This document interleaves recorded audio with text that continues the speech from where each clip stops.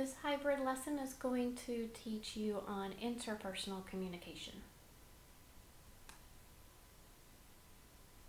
The direct definition of direct interpersonal communication involves a direct face-to-face relationship between the sender of the message and the receiver of that message.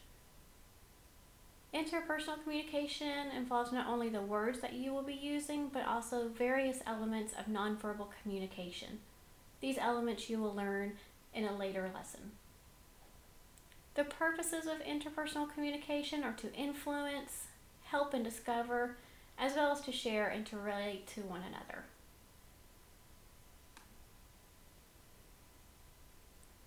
Interpersonal communication is categorized by the number of participants, and we'll look at these categories in the following slides.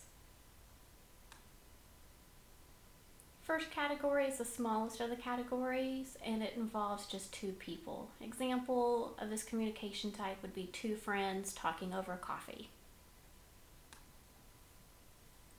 The next one is group communication aspect. This involves 3 or more persons, although some communication scholars still are inconsistent as to what the top number end of the number scale would be. Some say 7, some say 10. So it really varies there. The smaller the number in the group, the more closely this mode resembles interpersonal communication versus public communication. Many times this communication takes place for the purpose of problem solving or decision making. An example of this communication type would be a group of students getting together for a study session.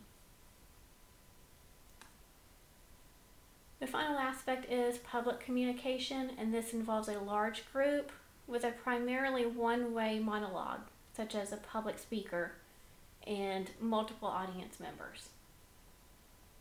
This is normally for information sharing, entertainment, and persuasion. Intents can also be used for public communication. An example would be a lecture in a university classroom.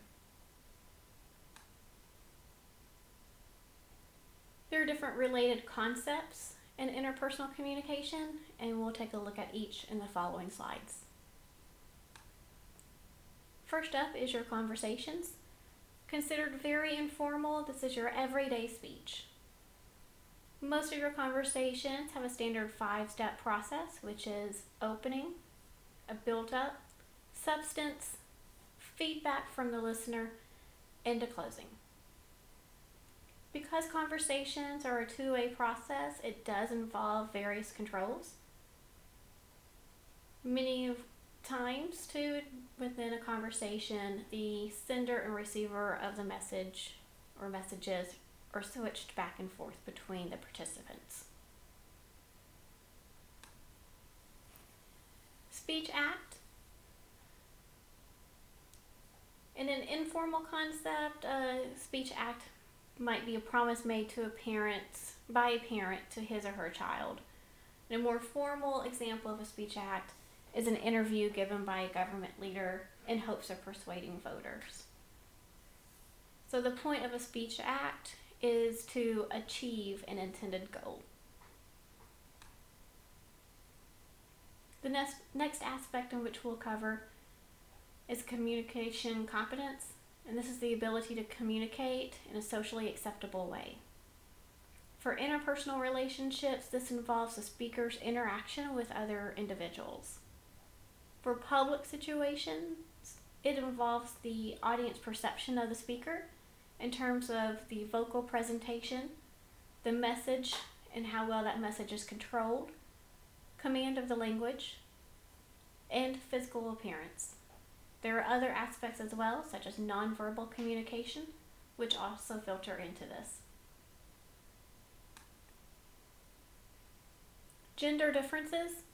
Communication scholars have researched the varying ways that men and women communicate. And in 2, it varies from culture to culture. So there are differences in how men and women communicate, both with our words and our body language. Some of the major differences are that men use what I like to call bullet point talking strategies and formats. Whereas women talk more to enhance relationships and to share experiences, many times women use more fluff words and emotional words versus men.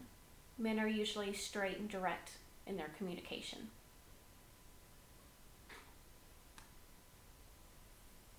Meta communication is the last aspect we're going to cover in this subtopic. In meta communication is the act or process of communicating rather than focusing on the content of communication. So the example of a meta communication is a couple that's arguing about how to spend their money. Then the couple discusses how they argue. That's engaging in meta communication. So they're not focusing on the topic in which they're communicating. They then turn the conversation into how their communication is being processed. The last aspect of interpersonal communication, which we'll cover, is mass communication.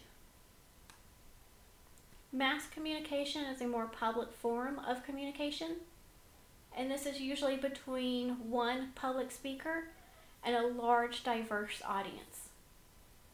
Many times this message is relayed to those audience members by technology, such as the internet, or television, magazines, anything like that, radio, newspapers.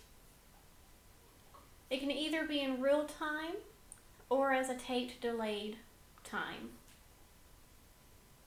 Many times the speaker does not have the ability to have nonverbal communication from audience members, and it can take hours or days in order for that speaker to know how well he or she did when trying to relate to those audience members. This concludes our lesson on interpersonal communication.